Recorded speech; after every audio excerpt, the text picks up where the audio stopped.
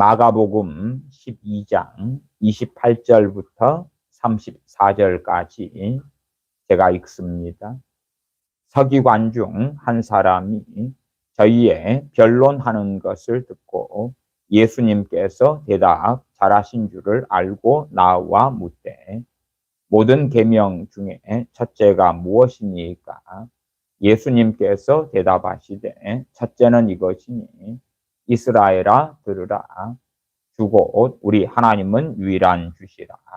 내 마음을 다하고 목숨을 다하고 뜻을 다하고 힘을 다하여 주 너의 하나님을 사랑하라 하신 것이요. 둘째는 이것이니 내 이웃을 내 몸과 같이 사랑하라 하신 것이라. 이에서 더 큰 계명이 없느니라. 서기관이 가로되 선생님이여 옳소이다. 하나님은 한 분이시요 그 외에 다른 이가 없다 하신 말씀이 참이니이다.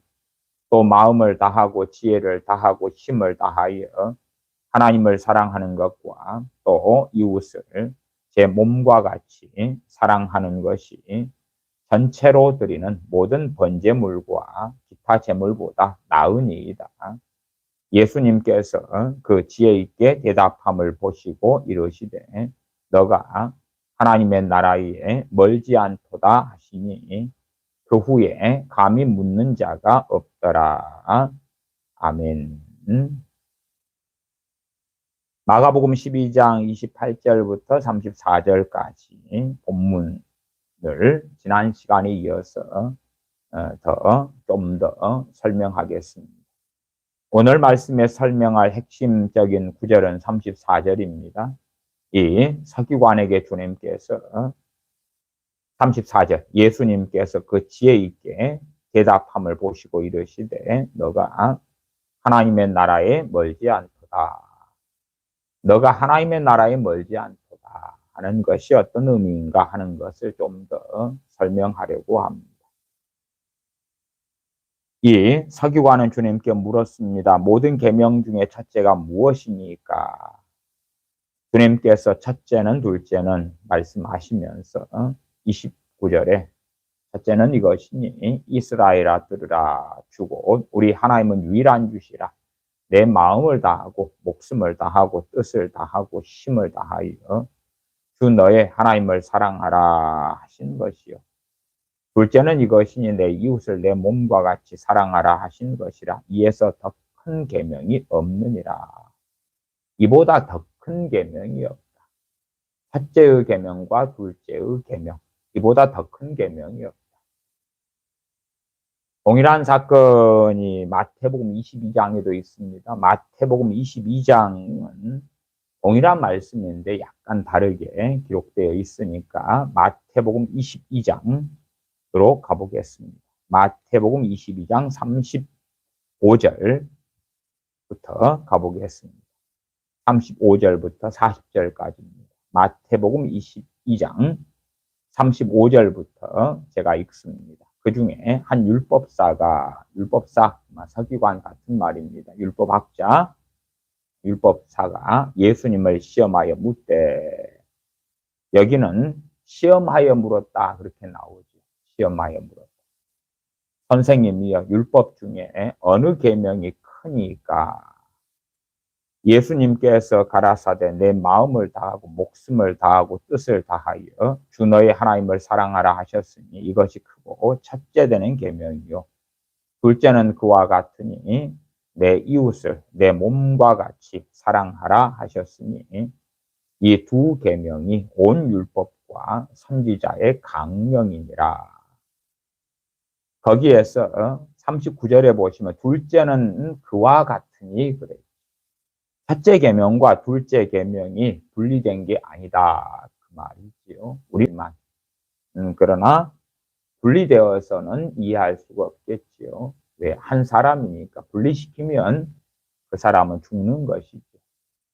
마찬가지입니다. 우리가 질병에 대해서 건강에 대하여 이해가 어느 정도 있는 사람은 얼마나 이 스트레스의 관리가 중요한가 하는 것. 스트레스를 어떻게 받지 않고 정리하는가 하는 심각한 문제에 직면하게 됩니다. 물론 우리 그리스도인들은 하나님의 명령을 받습니다. 무릇 지킬 만한 것보다 내 마음을 지켜라. 생명의 근원이 예수 남입니다. 마음을 지켜라. 그래서 마음을 관리하는 것에 대한 많은 말씀들이 나와 있습니다. 우리의 마음의 관리가 제대로 되지 않을 때에, 마음에 온갖 쓰레기들이 들어올 때에 우리의 영적인 신앙생활도 위태위태하거나 무너져가고, 또한 우리의 육신의 질병이 찾아오는 것은 당연합니다.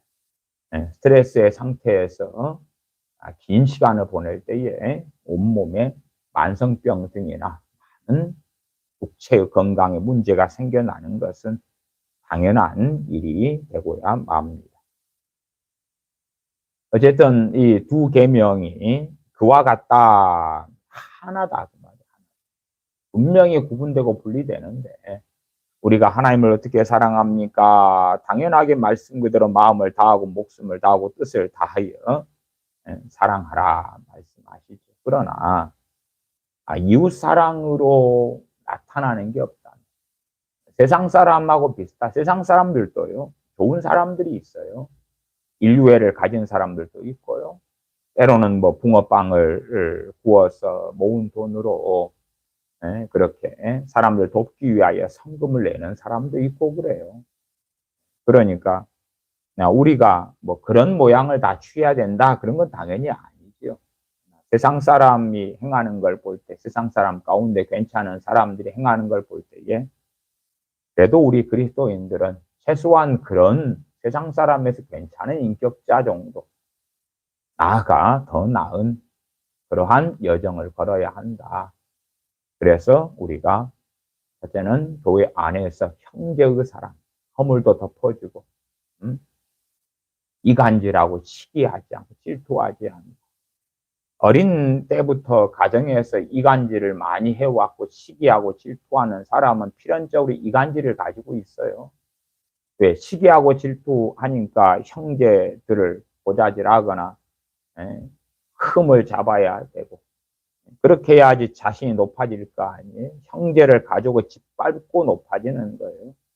그런 습성을 가져서 성인 된 다음에 각자의 가정을 꾸려도 그런 사람들은 내 다른 형제의 자녀가 잘 되면 못 견뎌하는 거예요.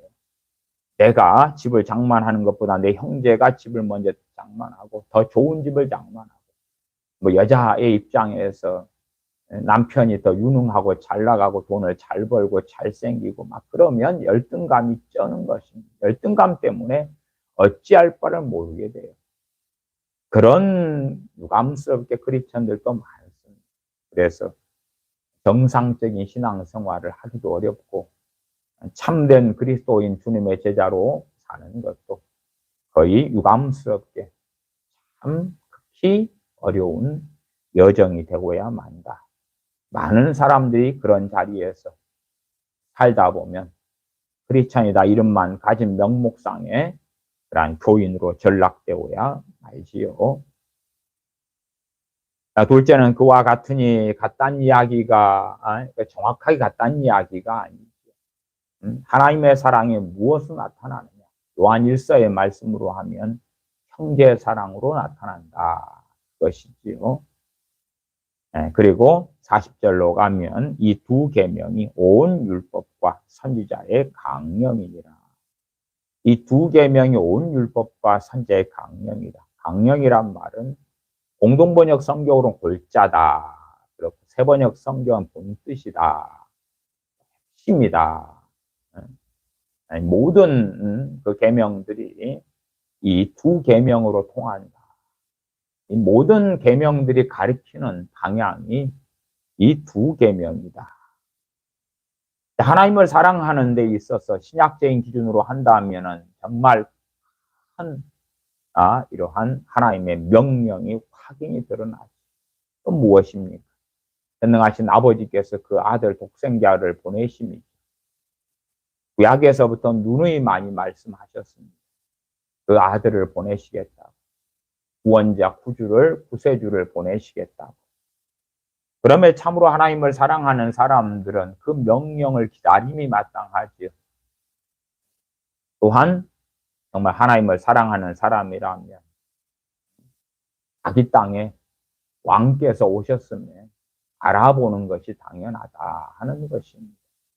그래서 주님께서 이 땅에 오셨을 때에 알아보는 사람들이 있었죠. 알아보는 사람. 또한 어떤 사람들에게는 그의 천사들을 보내셔서 알리시기도 했다 그 말이. 알아볼 정도의 신앙과 영성이 없어도 하나님께서 어떤 자들에게는 알아보도록 은혜와 긍휼을 주셨다 그 말이죠. 그러나 모든 자들이 그런 건 절대 아니죠. 다시 마가복음 12장으로 갑니다. 그래서 마태복음 22장에서는 이 율법학자 서기관이 주님을 시험하려고 말했다 하는 것을 알 수가 있고, 그러나 이제 앞에 나온 헤롯 왕이나 바리새인들, 사두개인들처럼 그 외식하고 이 극단적으로 완악한 정도까지는 아니었다. 그렇게 우리가 이해할 수가 있죠. 진실로 주님에 대하여 자신도 똑똑하고 잘나서 율법이 가리키는 게 무엇이냐? 율법을 소위 말하면 요약하면 어떻게 나오느냐? 핵심이 무엇이냐? 핵심 골자가 무엇이냐? 그럴 때에 어쨌든 이 서기관은 자기 잘날 맛은 있었다 그 말이, 교만함도 있었고, 그래서 나는 안다 그러겠죠. 마치 유감스럽게 상당히 많은 신학자나 신학 박사 분들이나 목회자들처럼 나는 안다. 그래서 주님을 시험하려고 물었는데 주님께서는 이 율법 학자가 이해한 것을 정확하게, 때로는 어렴풋이 알고 있었던 걸 더 명확하게 밝힌 것이 되었기도 하지요. 30절로 가면 내 마음을 다하고 목숨을 다하고 뜻을 다하고 힘을 다하여 주 너의 하나님을 사랑하라 하신 것이요. 둘째는 이것이니 내 이웃을 내 몸과 같이 사랑하라 하신 것이라. 이에서 더 큰 계명이 없느니라. 이 두 계명. 구약의 출애굽기 20장 등의 신명기에서도 우리는 10계명을 봅니다. 여러분이 가진 성경에도 주로 앞면이나 뒷면 이런 데 10계명이 나와 있는 것을 확인하시죠. 표지, 안 표지예요. 그러한 10계명이 가리키는 게 무엇이다? 10계명을 다시 줄여놓으면 이 2계명이 나온다 그 말. 또 10계명을 이제 더 펼쳐놓으면 더 다양하게 당연히 나오겠지요. 물론 이 결과, 적인 이 골자만 가지고 어떻게 말씀대로 살 것인가, 그렇게 행해지거나 실천은 잘 되지는 않습니다. 구체적으로 말씀들이 해석되고 살펴지고 펼쳐져야, 그래야지만이 지키고 준행하기가 쉽겠죠. 학생들에게 수학을 가리킨다면 수학의 공식만 던져놓고 이것만 외우고 달달 외워가지고 문제가 나오면 풀어라. 그러면 점수가 얼마 안 나오겠죠. 막상 또 시험 문제가 나와도 거기에 해당되는 공식이 무엇인지 모르는 학생들이 많겠죠. 그 공식이 때로 원리가 무엇이고 어떻게 적용이 되고 어떻게 공식을 활용해서 수학 문제를 푸느냐 하는 것들을 풀어가야지 알 수 있겠죠. 그래서 이 온 율법과 선지자의 강령이 되는 율법을 통해 하신 말씀, 또한 율법에서 이제 선지자들을 통한 말씀이 더 깊어지죠. 거기에서의 핵심과 골자가 이 2계명이다. 주님 말씀하시고, 이 서기관은 주님 말씀을 들으면서 이제 어느 정도의 깨달음은 있었을 거다. 그렇게 생각은 합니다. 32절. 서기관이 가로되 선생님이 옳소이다. 하나님은 한 분이시요 그 외에 다른 이가 없다 하신 말씀이 참입니다. 또 마음을 다하고 지혜를 다하고 힘을 다하여 하나님을 사랑하는 것과 또 이웃을 제 몸과 같이 사랑하는 것이 전체로 드리는 모든 번제물과 기타 제물보다 나으니이다. 예수님께서 그 지혜 있게 대답함을 보시고 이르시되 너가 하나님의 나라에 멀지 않도다 하시니 그 후에 감히 묻는 자가 없더라. 너가 하나님의 나라에 멀지 않도다. 아마 제 추측 가운데 하나는 이 서기관이 상당히 유명한 인물이기도 했을 거다. 그렇게도 생각합니다. 왜냐하면은 뭐 사람들이 주님께 변론하고 논쟁하고 주님에게 흠을 잡고 그렇게 하려니까 똑똑한 인물들이 서겠지요. 네, 그래서 그런 인물들은 항상 다 많지는 않았으니까요. 유명한 사람들은 다 알려졌겠죠. 덜 떨어진 사람이 주님께 물었다 그러면은 아이고 덜 떨어진 인간 내가 더 지혜롭게 묻고 주님을 시험할 수 있겠다. 그렇게 일어날 수 있겠죠. 그러나 정말 나보다 탁월한 사람이 주님께 물어서 깨갱했어 꼬리를 내렸어. 그러면은 뭐 다 포기하겠죠. 그래서 이 서기관에 해당되는 사람이 상당히 알려진 유명한 탁월한 사람, 그 유대인 가운데 그런 사람이었지 않나 그렇게 추정해 보기도 합니다. 그래서 주님께서 그 지혜 있게 대답함을 보시고 이르시되 너가 하나님 나라에 멀지 않도다. 하나님 나라에 멀지 않도다. 그 말은 하나님의 백성이 아니다 그 말이죠. 구원은 안 받았다는 이야기죠. 구원을 받을 리는 없죠. 하나님 나라에 멀지 않다는 게 무엇인가? 자, 첫째 이제 우리 그리스도인들로 이야기해 보십시다. 우리 믿는 사람으로 이야기해 보십시다. 우리 믿는 사람은 하나님 나라에 멀지 않도답니까? 아니면 구원받은 사람입니까? 구원받은 사람입니다. 이 사람은 지금 구원받지 못한 사람, 구원받지 않은 사람이고 우리 예수님 믿는 사람은 구원받은 사람입니다. 이 사람은 아직 구원받지 못했죠. 거기에서 이제 몇 가지 요소를 생각해 볼 수가 있습니다. 첫째는 이 서기관은 율법의 깊은 것을 깨달아가는 중인 사람이다. 알 수가 있어요. 자, 그럼 우리 상식적으로는 그렇게 그냥 편하게 이야기를 합니다. 이 서기관이 구원받지 못한 것, 하나님 나라에 멀지는 않지만 아직 하나님 나라에 들어오지도 않았고 하나님 나라의 백성이 된 게 아니죠. 천국의 시민권자가 되지 않았다 그 말이에요. 그러면 하나님 나라에 멀지 않다. 우리식으로는 이 사람 예수님 안 믿었으니까 예수님만 믿으면 하나님 나라에 속하게 되니까 주님께서 간단하게 말씀하면 되시겠지요. 뭐 우리의 그냥 상식적이고 때로 어리석은 이해로 하는 이야기예요.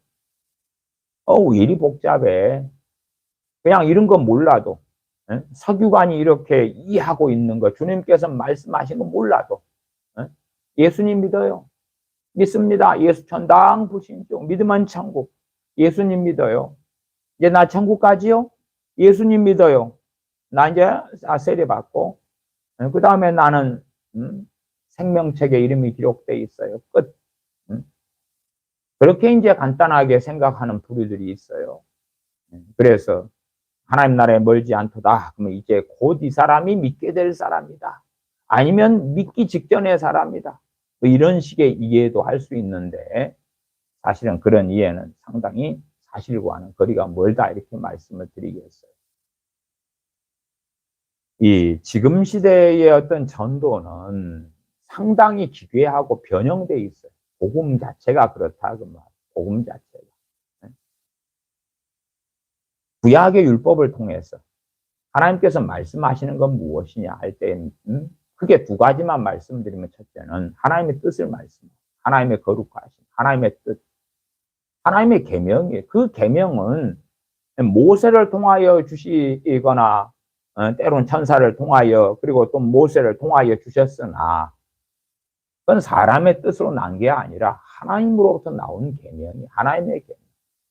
그렇기 때문에 하나님의 계명은 변치 않습니다. 하나님은 회전하는 그림자가 없으시기 때문에 변하지 않습니다. 첫째는 율법은 하나님의 계명이. 두 번째는 그 율법의 하나님의 기준에 우리가 얼마나 도달할 수 있는가. 그 다음에 거기에서 정확하게 흘러나오는 것은 그런 것은 그 율법을 통하여 얼마나 우리들이 죄 가운데 있는가를 또한 명확히 보여주시는 거예요. 이게 율법 안에가 이제 첫째는 율법은 해라 하지 말아라가 있고 그 다음에 율법의 또 중심에가 무엇이 있어요? 제사제도가 있죠. 제사제도가 있어요. 그 팔레스틴의 가나안 땅에 아내가 예루살렘이 있고 예루살렘에 솔로몬 성전 등이 있었던 것처럼 때로는 실로에 성막, 장막이 있었던 것처럼 또한 이스라엘 백성이 광야 생활할 때에 성막을 지어서 거기에서 제사 지내고 하나님을 배웠고 그리했지요. 그런 것처럼 이 율법의 중심에는 끊임없이 율법에 통하여 율법을 완벽하게 퍼펙트하게 날마다 지킬 사람이 어디가 있겠는가. 그렇기 때문에 주님의 예표로서 그냥 미리 맛배기죠. 맛배기. 그 맛배기의 근원은 예수 그리스도의 대속에서 나오는 미리 누리는 그 은혜 속에서 짐승이 대신하여 피를 흘림으로 죄가 사함받는 그러한 번제든 속죄제든 속번제든 화목제든 그런 제사를 통하여서 우리가 그때의 사람들이 지은 죄를 짐승에게 떠넘기고 짐승이 대신하여 죽는 것이지. 속죄 제물로, 속건 제물로, 화목제로, 번제물로 그렇게 죽음을 통하여서 죄 사함을 받는 것이었어. 그러니까 끊임없이 이 제사가 있었던 것은 사람들의 죄가 상기되죠. 또 1년에 한 번씩 대제사장이 백성들의 죄를 허물을 인하여서 피를 가지고 지성소 안에 들어가고 속죄서 위에 그 피를 붓고 죄 사해 주시기를 청하죠. 그래서 1년에 한 번의 속죄가 이루어지기도 하고 그래요. 그렇기 때문에 필연적으로 율법과 함께 하는 건 뭐냐 하면 죄의 문제입니다. 죄의 문제. 그래서 제사 제도가 있고 그 다음에 이 제사 제도는 불완전해요. 불완전해요. 이 제사 제도가 가리키는 것은 우리 주 예수 그리스도입니다. 그러니까 어떤 사람들은 막 기괴하게 막 성막이 어떻고 그 안에 뭐 물두멍이 어떻고 뭐가 어떻고 거기에 홍색실 뭐 청색실 뭐 거기에 덮는 덮개가 어떻고 저떻고 그것도 영원한 게 아니고 임시적인 것이에요. 그 성막이 영원하면 성전으로 바뀌어요, 안 바뀌어요? 안 바뀌지요. 그 천막 생활을 했을 때니까 성막으로 있었던 거고요. 그리고 가나안 땅에 들어간 다음에 성막으로 한참 있다가 솔로몬 왕이 세워진 다음에 솔로몬 왕을 통하여 성전을 세운단 말이에요. 그러니까 성전과 성막은 동일하고 같은 건 같지만 또한 상당히 많은 부분은 바뀌는 것이 가변적이다 그 말이에요. 가변적이었고 변했다 그 말이에요. 본질은 안 변하는데 중심은 안 변했죠. 아니 언약교회 같은 경우도 그 전에는 성막에 있다가 솔로몬 성전에 가면은 지성소 안에 금을 입히잖아요. 금을 입히고 그 안에 들어가 있는 거예요. 다르잖아요. 그러나 언약궤가 있었다는 동일한 것은 같고 동일하게 같고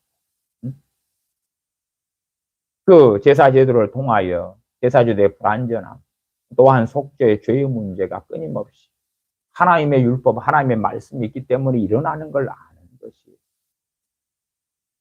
양심 있는 사람은 그 양심 율법의 기능을 한다고 해요. 양심 있는 사람은 죄 가운데 고통을 느껴요. 뻔뻔한 사람은 죄 가운데 고통을 느끼지 않아요.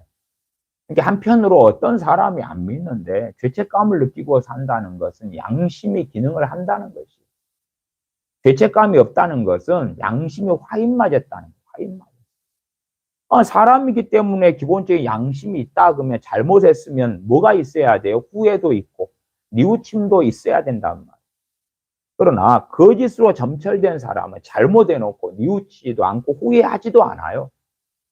그런 사람들이 보편적으로 악하다 그렇게 말해요. 악하다. 사람이 악하구나. 내가 잘못했는데 더 큰 소리 치면 어떤 사람이 악한 사람. 저는 유감스럽게 그런 악한 사람들을 교회 안에서 많이 보아왔어요. 목회하면서도 많이 보아왔고요. 잘못하는데 형제 사랑, 이웃 사랑, 이웃을 내 몸처럼 사랑해라. 형제를 사랑해라가 아니라 시기하고 질투하고 이간질하고 거짓말하고 미워하고 파당을 만들고 그렇게 하는데도 뻔뻔하게 자기가 옳다 그러는 거예요. 얼마나 악하고 화인 맞았는가. 저는 그런 사람들에 대하여 명확히 말씀드려요. 그런 사람은 구원받지 못한다. 구원받지 못한다. 왜? 고린도전서 5장에가 그 목록이 있잖아요. 악한 자들이니까 내어 쫓으라 하는 목록에 들어가잖아요. 해당되잖아요. 차내버려라. 그런 사람들이기 때문에 그렇죠. 마찬가지로 요한계시록에도 20장이나 21장에 그런 천국에 들어가지 못하는 그러한 비슷한 말씀들이 또한 2번이나 나와 있기도 하다 그 말이에요. 고린도전서나 후서를 통하여서 사도 바울은 계속하여 밝히고 있기도 해요. 그런 자들은 하나님의 나라를 유업으로 받을 수 없을 것이다. 겉보기에는 어디에 있어요? 옛날에 예수님도 믿었어요. 성령 충만도 받았어요. 세례도 받았어요. 왕년에 그랬다. 그런 사람일지라도 하나님 나라에 들어가지 못하게 될 것이다 하는 거예요. 그것은 마태복음 7장 등의 산상수훈을 통해서 주님께서 명시적으로 말씀하셔서 불법을 행하는 자들아 나를 떠나가라 말씀하셨지요. 그래서 율법의 이 기능이 뭐냐? 율법은 첫째는 하나님의 뜻을 명시적으로 말씀하는 거예요. 그러나 이제 뜻을 행하더라도 누가 완벽해요? 죄 가운데 넘어지고 쓰러지죠. 그래서 율법 안에 무엇을 놔뒀어요? 제사 제도를 놔뒀다. 그 불완전한 제사 제도가 가리키는 것은 우리 주 예수 그리스도의 오심과 영원한 속죄에 대하여 가리키는 것이고 그것이 또한 이사야 등을 통하여 선지자들을 통하여 예언된 바다, 계시된 바다 하는 것이죠. 이제 문제가 뭐냐 그러면 양심이 없는 사람들이 문제고요. 그 다음에 복음이 잘못 증거되고 전해져 가지고 메시아의 필요함이 첫째는 무엇 때문에 구주가 필요해야 돼요? 우리가 너무나 심각한 죄인이기 때문에 죄 가운데 내가 고통하기 때문에 죄 가운데 고통하기 때문에 그래서 구주가 필요한 거예요. 하나님께서 보내시는 구원자가 필요한 거예요. 그러나 우리의 자녀 교육이 잘못되면 아이들을 어떻게 키워요? 어와둥둥 내 사랑 높이고 중요해. 너는 가장 소중해. 책망도 안 하고 기본적인 양심을 형성시키지 않아요. 기본적인 양심이 없어요. 사람의 도리 가운데는 뭐가 있어요? 효도가 있죠. 물론 유교적인 효도를 이야기하는 건 절대 아닙니다. 부모를 공경하는 것이 있다 그 말. 이제 성인 되어서 자신의 가정을 꾸리거나 독립한 다음에는 양상이 많이 달라지지만 최소한 부모 안에 있을 때 누구를 기쁘게 해야 돼요? 부모를 기쁘게 해야 돼. 부모 안에 있을 때. 그것이 부모가 원하는 대로 다 산다 그런 건 아니오시다. 그러나 부모를 공경하고 부모의 기쁨이 되어야 되지. 그런 자녀가 잘 자랐구나. 알 수가 있지. 그렇게 해서 양심이 만들어진 자녀들이 죄에 대하여 책망을 들을 때에 잘 깨닫게 되지. 잘 깨닫게 돼요. 양심이 화인 맞고 양심이 없으면 자기 멋대로 살고. 그 다음에 그런 자들에 대하여 예수님 믿으라. 예수 믿으면 천국 간다. 그럼 믿게 될 수도 있어요. 겉보기. 믿게 될 수도 있어요. 한 걸음 나아가서 기복주의 복음이나 기복주의 전도를 해요. 예수님 믿으면 당신 지금 빚 문제 있잖아요. 가난하잖아요. 잘 먹고 잘 살게 돼요. 예수님 믿으면 당신 지금 여러 가지 질병을 앓고 있지요. 건강케 돼요. 당신 평안을 얻을 거예요. 행복하게 될 거예요. 행복하게 예수님께서 해주실 거예요. 당신 자녀들 문제가 많군요. 예수님 믿으세요. 자녀들도 다 잘 되게 해주신다니까요. 그렇게 가짜로 기복주의를 전할 수 있어요. 그렇게 해서 이제 믿게 되는 부류도 있다 그 말이에요. 그러니까 우리도 그래요. 우리가 결혼해서 자녀를 낳은 다음에 우리가 크리스천이고 자녀들은 일찍부터 이제 예배당에 출입할 거 아니에요. 예? 또한 우리 입장에서도 자녀를 어떻게 홀기기를 좋아해요. 그냥 영접기도만 하면 되고 믿는다고만 하면 게임 끝이야. 나머지는 다 주님이 알아서 하실 거야. 그런 관점에서 예수님이 너를 너무너무 사랑해. 너를 돌봐주신단다. 잘되게 해주신단다. 꿈을 가져라. 소망을 가져라. 너를 크게 쓰게 해주실 거란다. 문제가 생기면은 구해라. 해결해 주실 거단다. 그 문제가 육체의 정욕에서 오는 게 태반일 거고 안목의 정욕에서 오는 게 태반일 거고 이생의 자랑에서 오는 게 태반이겠죠. 너희가 구하여도 얻지 못하면 정욕으로 쓰려고 잘못 구함이니라. 그러나 그런 것을 가리키지 않아. 그런 것을. 무엇이 정욕인지 무엇이 이생의 자랑 육체의 정욕에서 오는 건지 안목의 정욕에서 오는 건지 가리키지 않고 자 너가 뭐가 필요하지? 떡볶이 먹고 싶어? 기도해. 치킨 피자 먹고 싶어? 기도하면 엄마 아빠 마음을 감동해서 하나님이 사다 주게 해주셔. 용돈이 필요해? 기도를 해. 용돈이 들어올 거야. 용돈이 정말 무엇 때문에 필요한지, 욕심의 정욕 때문인지 이성의 자랑인지 안목의 정욕인지 그런 걸 살펴보지는 않고 필요해? 기도해. 응답해 주실 거야. 그런 식으로 달콤하게 설탕복음 사탕복음이라 그랬지. 달콤하게 해가지고 다 세례받아. 그래서 간혹 어느 선교사님들이 원주민들을 모아놓고 침례를 할 때에 감동적이에요. 겉보기에는 강가 같은 데 가서 또 뭐 큰 수영장이나 바닷가나 목욕탕 같은 데 겨울 같은 데서 침례를 줄 때 감동적이에요. 겉보기에는 감동적이에요. 그러나 그 원주민 대다수의 우상숭배의 문제는 다루질 않아요. 제가 예전에 몇 년 전인데 파푸아 뉴기니에 대하여 그 선교사님들의 참 심각한 문제, 우상숭배를 다루지 않고 혼합 종교가 돼 있는데 겉보기에는 파푸아 뉴기니의 선교사님 중에 어떤 분들은 뭐 CTS, CBS 나와서 막 합니다. 근데 안으로 들어가면 그 토속 신앙하고 섞여가지고 그래가지고 믿는 양상이 많아요. 아프리카에도 그런 케이스들이 많거든요. 그래서 겉보기에는 기독교인데 토속 신앙하고 섞이는 거예요. 우상숭배 샤머림 주술과 섞이는 거예요. 제가 전에 파푸아 뉴기니 어느 선교사님이 딱 이제 한 번씩 이제 비행기 같은 걸 타고 가요. 파푸아 뉴기니는 곳곳에 보통 걸어서는 잘 못 가니까 비행기로 다니거든요. 가면에 이제 그 교인들이라고 하는 사람이 와서 막 환영하면서 함께 밤새워서 파티를 한다 그래요. 그러면서 뭘 두드리고 뭐 하는데 사실은 그게 교인들이 그렇게 한다 그러는데 그게 저는 아니까.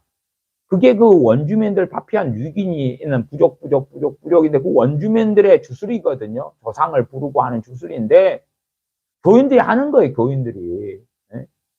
그 파푸아 뉴기니 선교사님 밑에 자기 교인들이라고 써놨어요. 밑에 달아놨어요. 그 다음에 이제 주술적인 조상을 부르고 귀신을 부르는 그 주술을 행하는데 제가 그 비슷한 양상의 선교사님 두 분이 한 영상을 올려놓은 걸 봤거든요. 하나는 정확히 그것이 그들의 주술적인 행위다 그러고 그래도 자기 교인이요. 문제 삼지 않아. 이제 그 선교사님 하나가 있었고 하나는 그들의 환영식이고 그들이 우리를 환영하고 너무 따뜻하게 하기 때문에 뭐 어쩌고저쩌 해가지고 함께 축하하고 환영하고 하는 한국식으로 하면 잔치였던 거다. 이런 식으로 밑에 자막을 달아놨어요. 거짓말 해놓은 거죠. 그런. 그러니까 복음을 갖다가 전하는데 우상숭배를 철폐하고 우리도 복음을 증거할 때 무엇 때문에 거센 저항에 이 한반도에 복음이 증거될 때 부딪혔습니까? 무엇보다도 유교예요. 유교. 제사죠. 제사. 그 다음에 불교죠. 불교. 그 다음에 너무나 보편화된 주술 샤머니즘. 무당이 얼마나 많아. 뭐 천하대장군, 지하여장군부터 시작해서 곳곳에 제가 저 고향 에서는 곳곳에가 마치 고향의 그 마을 동네 신들처럼 해서 벅수상이 있어요. 벅수상. 마을 입구만 벅수상이 곳곳에가 있어요. 지금도 시청에서 아예 관리를 하고요. 벅수상이 못 쓰게 된 데는 새로 만들어 가지고 해놔요. 저는 이제 고향 도시를 많이 걸어 다니니까 어디에 벅수가 있고 어디에 있고 어디에 있고 어디에 있고 그 다음에 제가 살았던 동네도 그 벅수가 앞에 세워졌기 때문에 벅수골이라 벅수골. 벅수골에서 이제 산동네로 올라가는 거예요. 거길 지나서. 그런 우상 숭배가 그렇게 지금도 많은데 혹시 등산 좋아하시는 분들은 산에 다녀보세요. 과거보다 지금은요 돌탑을 어마어마하게 쌓습니다. 돌탑을 어마어마하게 쌓아놔. 그런 것이 많은데 그런 것과 충돌하니까 복음이 잘 증거되지 않는 거예요. 가톨릭은 그래도 처음엔 그러다가 상당히 수용성을 많이 가지게 됐지요. 그래서 우상 숭배를 인정을 하니까 조상 숭배 인정하고 제사도 인정해주고 하니까 그래 그러면 조상 숭배도 하면서 예수님 믿을래. 그래 천주교가 그렇게 하니까 사람들이 옳다거나 좋다거나 하죠. 그 다음에 이제 뭔가에 예배 드릴 때 엄숙하고 장엄한 분위기 그런 걸 하니까 기독교 예배는 막 기도하고 박수치고 찬양하고 아이고 경건하지 않은 것 같아. 엄숙하고 이런 것이 나는 좋아. 그런 사람들이 또 가톨릭으로 많이 가고 때론 가톨릭에서 개신교로 왔다가 그것을 다시 그 사모해서 돌아가는 사람들도 종종 있습니다. 그 대학교 동기 중에 한 명도 가톨릭에서 개신교로 돌아왔다가 그러다가 다시 가톨릭으로 돌아가더라고요. 그것을 사모하니. 더군다나 그들의 입장에서는 예수님을 십자고상이라고 십자가에 매달아 놓고 아니면은 동상으로 만들어서 세워놓고 또 마리아를 만들고 마리아 품에다가 어린아이로 만들어서 놔두고 하니까 말 못하니까 얼마나 편해요. 얘네들의 중심은 설교나 말씀이 아니라 미사기 때문에 가톨릭 천주교는 성체 성사라 그래요. 그렇기 때문에 엄숙하고 뭔가가 하나님 말씀은 잘 무지해도 되고 몰라도 되고 그런 미사를 할 때마다 구원의 확신을 받기도 하고 천국 간다 문제없어. 그러니까 그리 많이 모여들기도 해요. 그래 전 세계 인구 가운데 뭐 겉보기에는 기독교가 몇 퍼센트 하지만 그 가운데 당연하게 정교회, 개신교, 성공회도 따로 하고 또 동방정교, 동방정교, 로마 카톨릭, 서방정교라 그러죠. 천주교라 그러기도 하고 그렇게 뭉텅그려서 이제 이단 사입이도 포함되지만 기독교 이단 사입이 그래서 기독교 몇 프로 이렇게 나오지만 그 안에서 엄밀하게 따지면은 가톨릭의 숫자가 우리 개신교보다 훨씬 많다. 몇억 명이 더 많아요. 한 4, 5억 명이 더 많을 것입니다. 통계마다 다른데 주로 한 23, 4억 이렇게 잡아요. 그 중에서 개신교가 한 10억이 좀 안 될 거, 한 9억이나 이리저리 될 겁니다. 뭐 그 통계가 다 각 나라 통계도 제대로 안 나오기 때문에 전 세계 통계는 제대로 나오지는 않아요. 그 다음에 로마 카톨릭이 이제 10몇억, 14억 이야기도 나오고 13억, 14억 뭐 다 달라요. 어쨌든 그래도 몇억 명 이상은 더 많아요. 단지 이제 우리 대한민국 같이 이런 곳만 우리 개신교가 로마 카톨릭보다 훨씬 많은 그런 양상을 가지지만 전 세계적인 양상은 그렇지는 않아요. 뭐 남미에 있는 무수히 많은 나라들은 로마 카톨릭이 핵심이고 뭐 70%, 80% 이런 나라들이 얼마나 많냐 그 말이에요. 그러니까 한국에서 그 안에만 들다보고 있으면 자기가 겪는 것이 전 세계적인 상황처럼 착각하는 경우가 많아요. 어쨌든 이제 참 가볍게 복음을 전하고 그 다음에 사람들에게 저항을 당할 만한 것은 숨기고 감추고 숨겨 감추고 기본적으로 복음이 전해질 때에 얼마나 죄인들인가 하는 죄에 대한 책망도 필요하고 그래서 주님께서나 세례 요한이나 사도들이 회개하라 천국이 가까웠느니라 왜 회개하라 하고 유대인들에게 하고 지나갔느냐 하면 유대인들은 율법을 알잖아요. 율법을 아니까 그 전제 속에 회개하라 그러는 거예요. 그러나 이방인들은 율법을 알아요? 몰라요? 모르지요. 물론 회개하라 그럴 때 어떤 사람들은 얼마 반응할 수 있냐 그러면 양심이 있는 사람. 자신의 죄 때문에 탄식하고 있는 사람. 주님께서 사마리아에 가셨을 때 사마리 여인을 만났죠. 이 여자는 자신의 죄 때문에 탄식해요. 그래서 메시아를 만나고 그 여자의 죄에 대해 책망할 필요도 이미 없었다. 이렇게 우리가 이해할 수가 있죠. 또한 주님께 향유 옥합을 가지고 왔던 죄인된 한 여자가 있었죠. 그 여자 같은 경우도 주님께 오자마자 눈물로 주님의 발을 적시고 자기 머리털로 닦고 그리고 자신이 가져온 그 향유옥합을 깨서 주님의 발에 묻고 그리하였지. 그 여자는 자신의 어떠한 삶인지 어떠한 죄악된 삶을 살고 있었는지 죄 때문에 애통하고 탄식하고 있었다 그 말. 그러니까 죄에 대해 책망하고 가리키고 그럴 별로 여지가 없었죠. 필요 자체가 없었다 그 말이. 그러나 점점 우리의 자녀 세대나 MZ 세대나 또한 뭐 지금 장녀이든 노년이든 간에 뻔뻔하고 강팍한 사람, 자신의 죄에 대해 잘 못 느끼는 사람, 얼마나 죄악된 삶을 우리가 살고 있는지를 느끼지 못하는 사람들에게 복음을 증거할 때에 죄를 책망하지 않는다. 죄에 대하여 가르치지 않는다. 최소한은 당신들이 무슨 죄를 짓고 살아왔던 구체적인 것은 믿고 난 다음에 해야 되겠지요. 나는 얼마나 우리가 죄악 가운데 있고 주 예수님이 아니면 용서받을 수 없는 죄인들이고 지옥에 갈 수밖에 없는 죄인들이라는 것을 증거해야 되겠죠. 우리가 억만 가지 이상의 죄 가운데 허덕이는 자들이라는 것을 이야기해야 되겠지. 그러나 그런 것이 빠졌다. 그러면 주님께서 십자가를 지실 이유가 어디가 있습니까?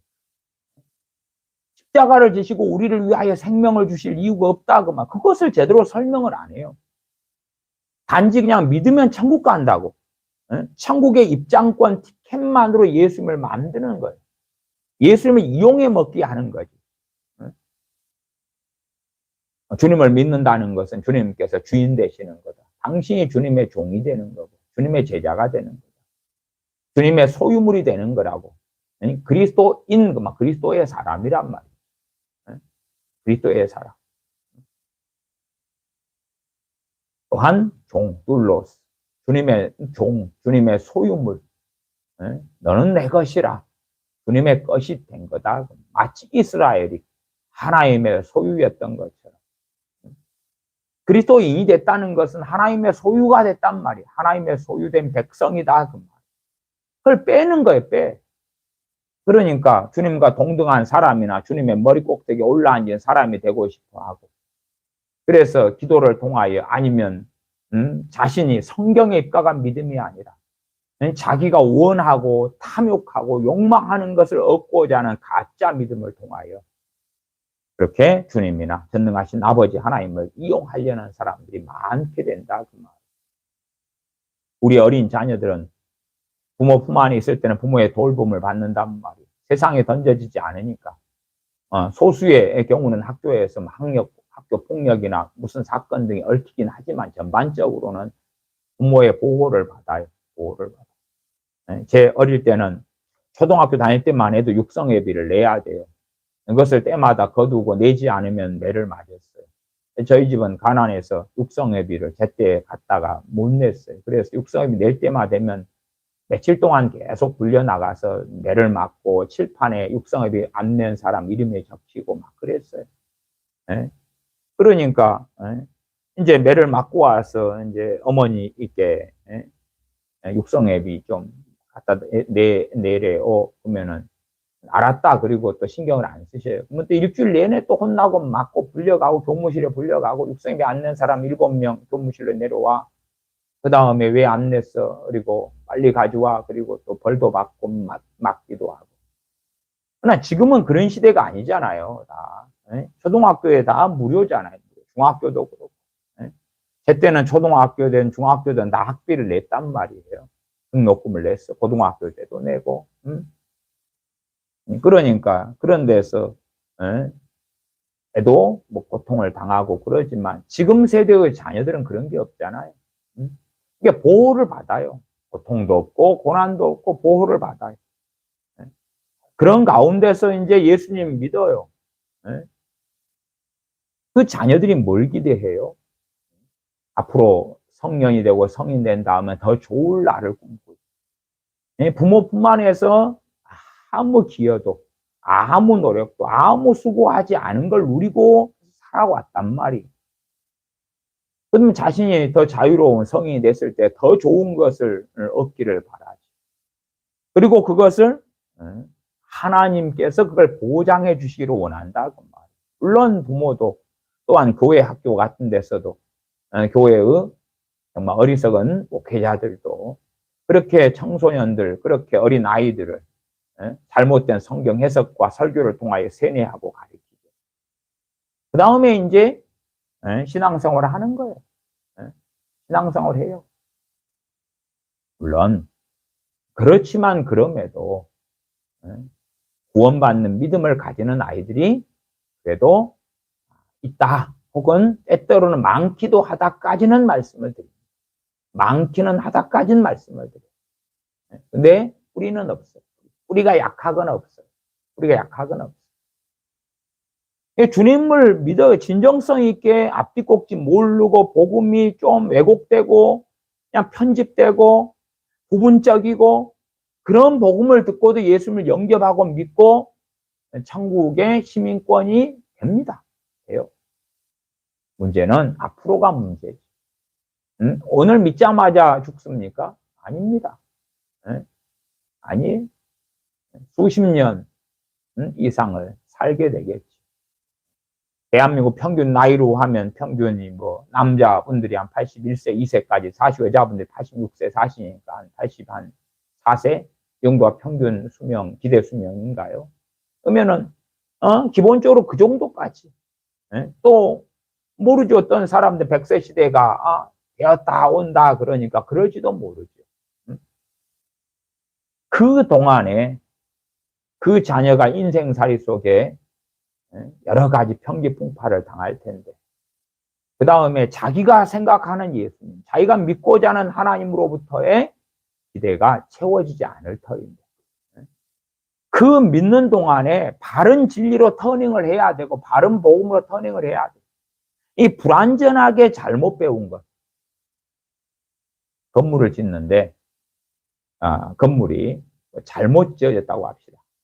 그냥 그 건물이 튼튼하게 잘 지어진 게 아니라 그 건물이 부실공사가 됐다고 합시다. 그럼 그럴 때 어떻게 해야 돼요? 부실공사한 거 보강을 해야 돼요. 트리키예에 최근에 지진 때문에 참 많은 사람들이 죽었습니다. 그 다음에 지금 이제 트리키예 정부에서는 더 이상은 그 땅속에 묻힌 무수한 사람들을 더 이상 구조하는 일을 이제는 끝내겠다 해서 끝냈습니다. 그러니까 묻혀있는 무수한 사람들이 이제는 더 이상은 뭐 그렇게 파낼 여력도 없고 살려낼 이런 여력도 없지요. 그러면 트리키예도 같은 양상은 다 아닙니다. 트리키예 어느 도시를 보면요.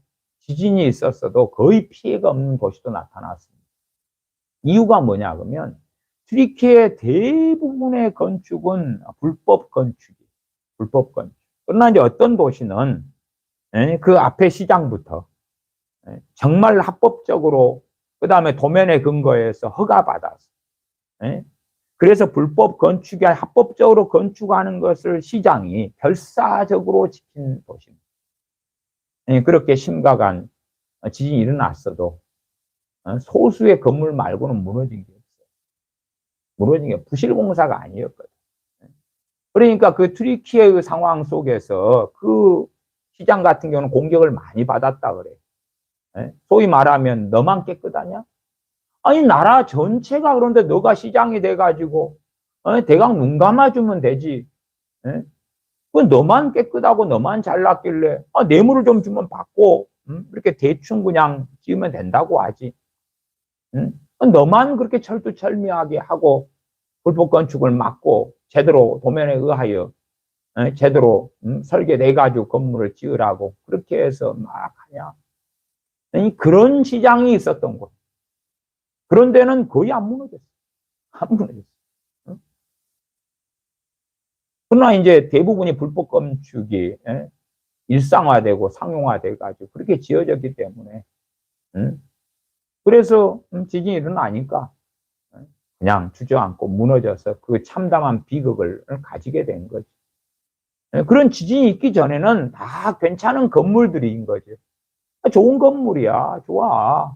오랫동안 이렇게 살았는데 아무 문제 없어. 그러나 지진이 일어나니까 무너졌던 거지. 우리가 씨 뿌리는 비유 마태복음 13장을 보시면 이도 얼마나 명확합니까? 마태복음 13장에